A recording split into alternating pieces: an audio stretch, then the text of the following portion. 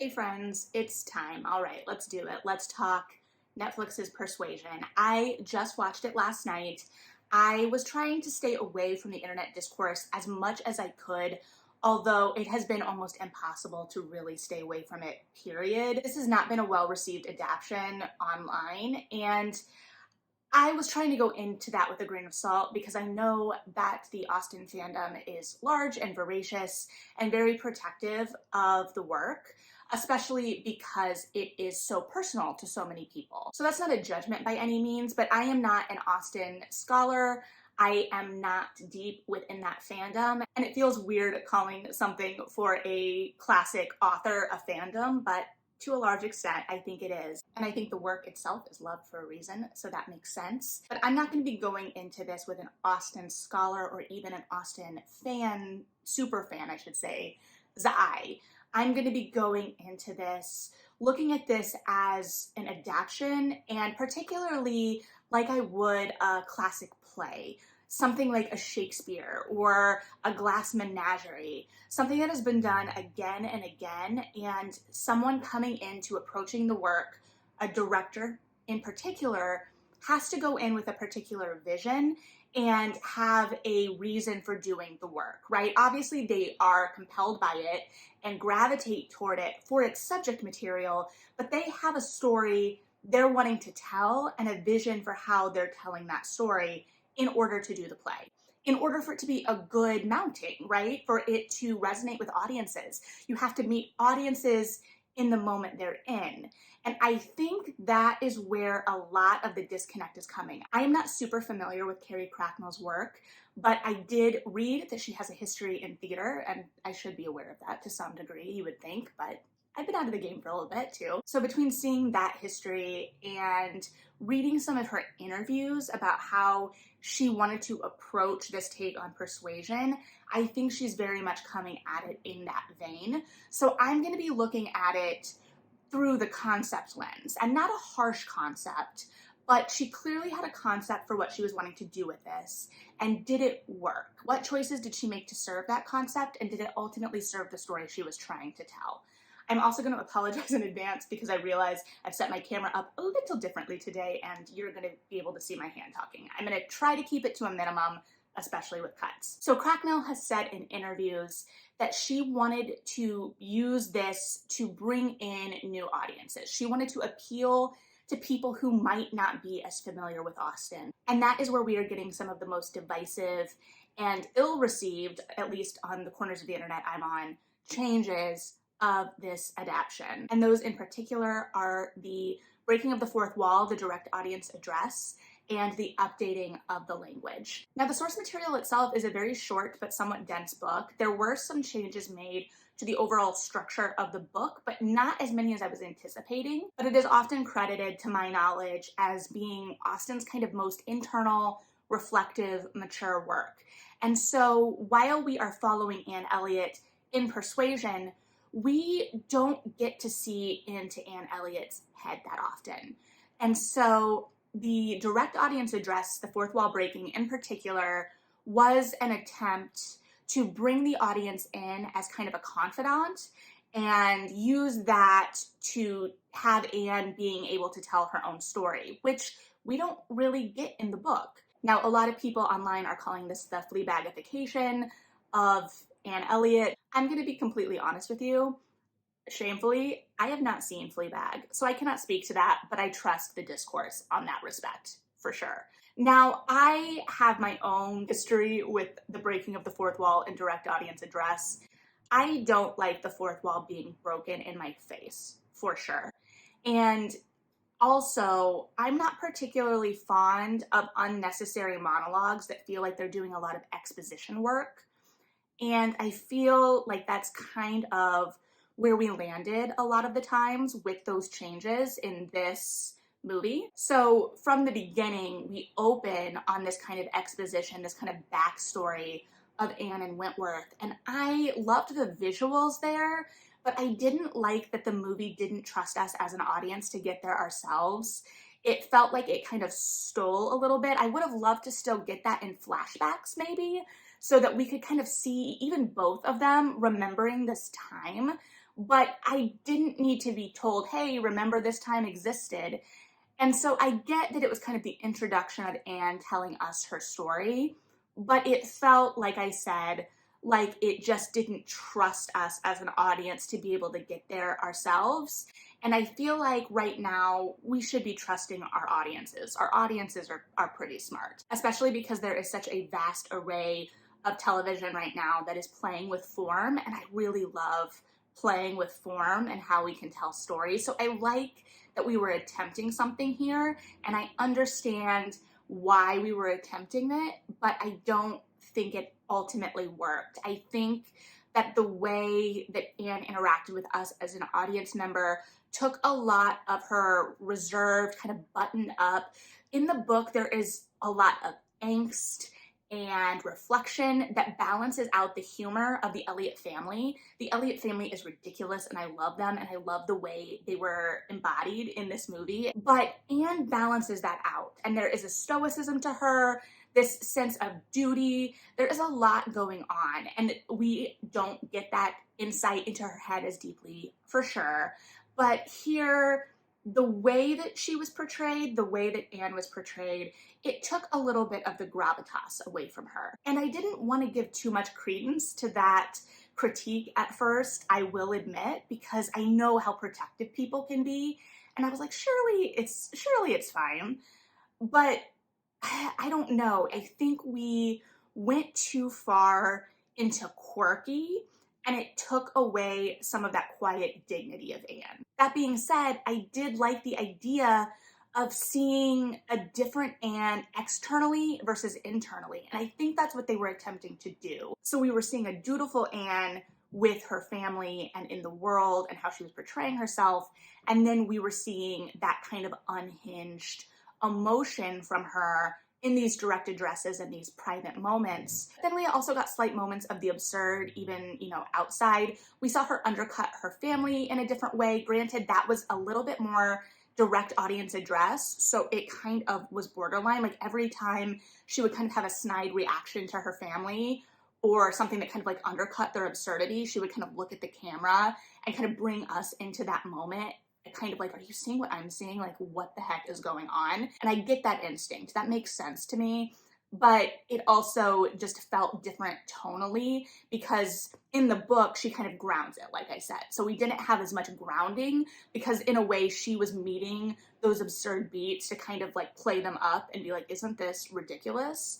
So it was just a little bit of a mismatch there at times, I felt. Additionally, that dinner scene where she talks about Charles having wanted to marry her first, which actually is how I would have liked to see most of the exposition happen in this. Like if we had had something like that for the history of Anne and Wentworth, honestly, even just Anne's initial reaction to hearing Wentworth's name, I think audiences would have gotten it. But if we could have had things revealed through dialogue more like that, flashbacks, we obviously didn't get flashbacks in those scenes, but I both really enjoyed this moment and hated it at the same time. I hated the awkwardness of it. I think a lot of these moments with Anne really leaned into the secondhand embarrassment. This moment, the moment where she's like going to pee by a tree and overhears things, I was like, okay, we're here, I guess. When she talks about how she has no further to fall or something about having further to fall, and then she literally falls, and I was just like, okay. I didn't get it. You're right. I didn't get it. But that dinner scene, as much as like the way the conversation was constructed was awkward and clearly supposed to be awkward, that was a deliberate choice, right? So I'm commenting on the choice, not the execution of the choice. I didn't love that part, but I loved like the matter-of-fact reaction from everyone where they're like, oh yeah, Charles definitely wanted to marry Anne first. And even Mary was like, yep. I liked that part, and that humor really worked for me. Additionally, I really liked the Musgroves in that scene, especially because it's really the most we get to see of like the Musgroves as an entire family. I loved the girls, but part of the joy in the book too is that the Musgroves kind of balance out as well the Elliots' ridiculousness. And so we lose a little bit more of that balance. And so we're pushed even further into the absurd, and the absurd is fun, and I really love the commentary that it's providing. I think it meets the moment in a weird way. My favorite bits of this movie were actually Mary Elliot because she was so ridiculous, and I felt that she really fit the Mary of the book while also being a searing indictment of similar contemporary personality types, like when she calls herself an empath, which I think gets into too this kind of idea of the modern language and especially modern syntax. And I don't know that we would notice the syntax as much as like some of the things that we view as modern parlance, modern phrases that just kind of catch our ear wrong. I'm not so much a purist. I know there is also a lot of discourse around the 2005 Pride and Prejudice. People have a lot of feelings. I loved that movie. I know that the kind of updating of the language in some parts of that is a contentious part for some people, but I think it succeeded in the story it was trying to tell. It had a clear visual world. I really loved it. So there has been some discourse I've seen as well that is like, okay, we are having problems with this updating of the language now, but there was also a similar problem with the 2005 Pride and Prejudice. Now it's really beloved. Will this age differently? And it may. One of the most contentious changes though is, and I'm not going to get this exactly, the line where it's like, we're worse than strangers, we're exes, and that just hits the ear really oddly. So in the movie, I think it goes from we're worse than strangers, we're exes, to we're worse than exes, we're friends. And I pulled up the original text here because I forgot to mark it in the book when I was rereading it. And again, I am not a stickler for exact wording or exact passages pulled, but this is the original text. There could have been no two hearts so open, no tastes so similar, no feelings so in unison, no countenances so beloved. Now they were as strangers, nay, worse than strangers, for they could never become acquainted. It was a perpetual estrangement. So bad reading of that aside, I don't view that as a critique on the language as much as a critique on the lack of nuance in the update.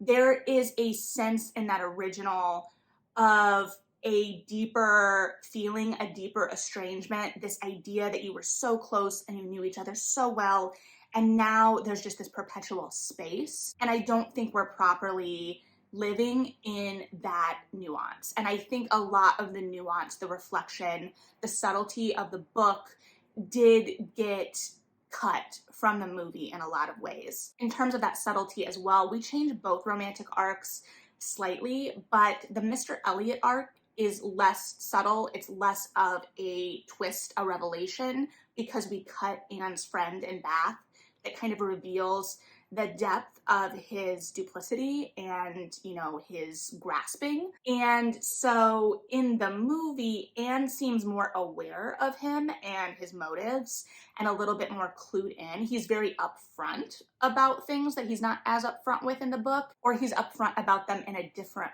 way. It's not like he's trying to get Anne in as a confidant in the same way. We can tell he has an angle, and Anne can tell he has an angle, and she's deciding whether or not she's going to play into that angle. And so that gets rid of some of the subtlety from the book, and there's some of the nuance of that relationship and that dynamic. It does still kind of help establish Anne and her intelligence. She's the one looking out for her family. She's the one that's going to look at someone coming back into the circle and being like, okay, but you weren't here.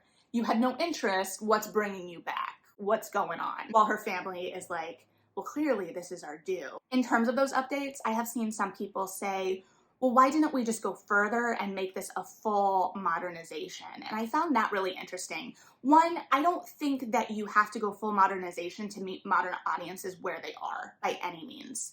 But I feel like there are a lot of really interesting things that could be said in a modern iteration of this. And I don't know exactly how I would embody or play the Elliots, but I think that there's some different ways that you could take them, and it would be very interesting and a lot of fun.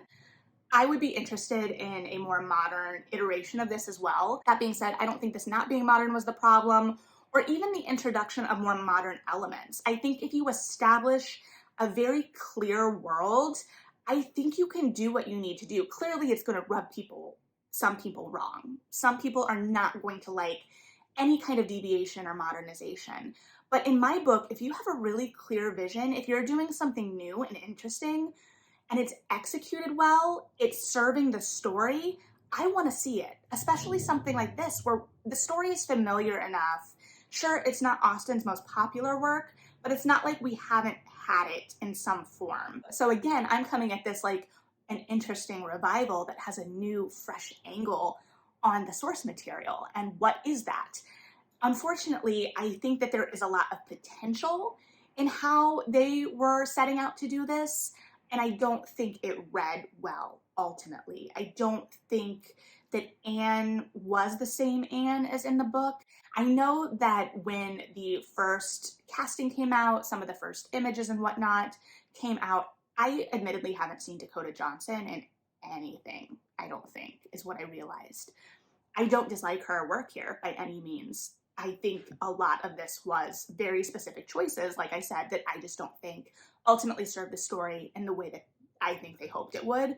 And again, this is all just my subjective opinion as well, so grain of salt as always. But one of the kind of ha-has that I saw like making its rounds around that time was Dakota Johnson has the face of someone who's seen the internet, and at the time it was like, is this a miscast?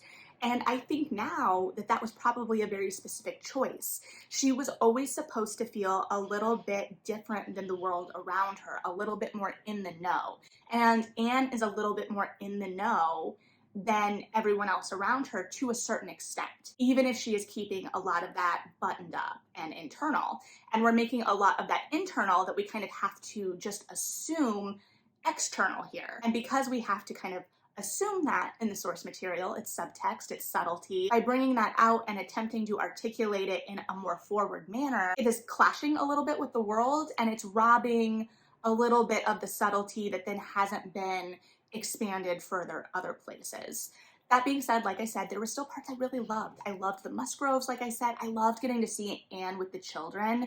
We get a sense in the book that she is excellent with these children, that she enjoys these children, but we never really get to see it. And that little boy is so cute, and getting to see them share these like aunt and nephew moments where they're clearly in on like a secret together was really charming and fun. And I think that went a long way in showing the Anne that the people that love her see. Getting to see Louisa adamantly defend Anne to Wentworth when she thinks that he is insulting her in some way. Which brings me to the realization that I haven't really talked about Anne and Wentworth.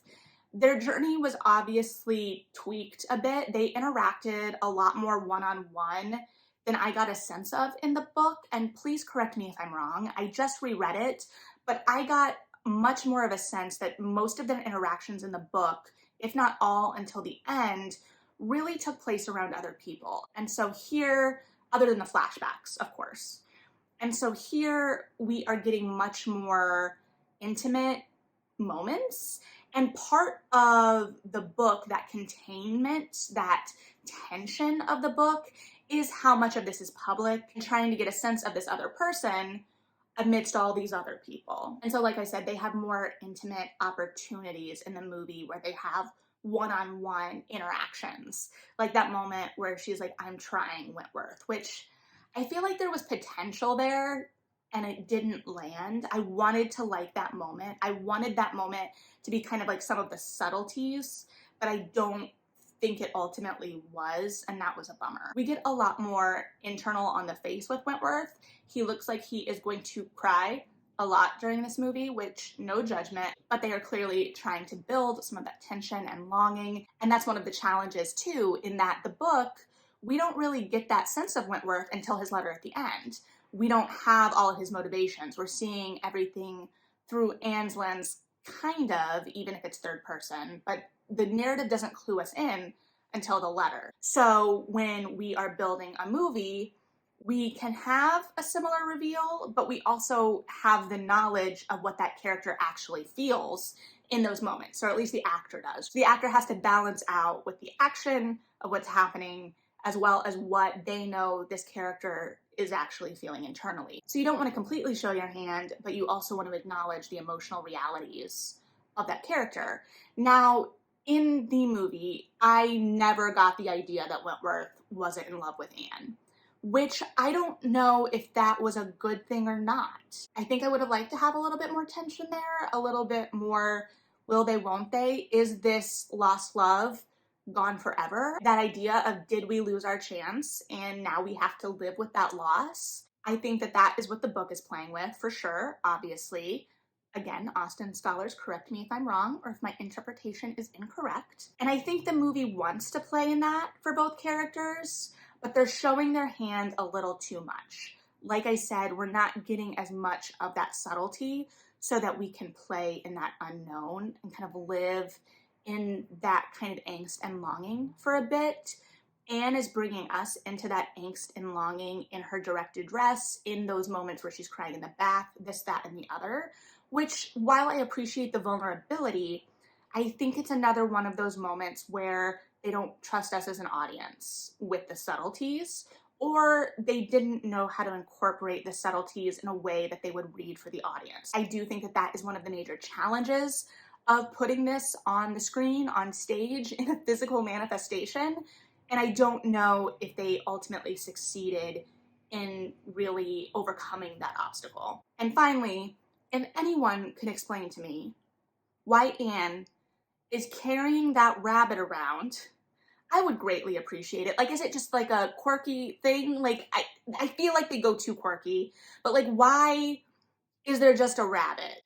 Why does she have a rabbit? It's never acknowledged. It's not like they're country farmers where they have rabbits necessarily. It's not established as a pet. It's just a thing that appears sometimes. And it's like, look, Anne is quirky. She's got a rabbit. And I just don't get it. And maybe the rabbit is very obvious and you're like Melody. You not understanding the rabbit is really just proof that you can't be trusted as an audience member, and they weren't too heavy-handed and they trusted you just enough, which may be fair if I find out what that rabbit was and I'm really embarrassed about how obvious it is. But for now, I don't get the rabbit.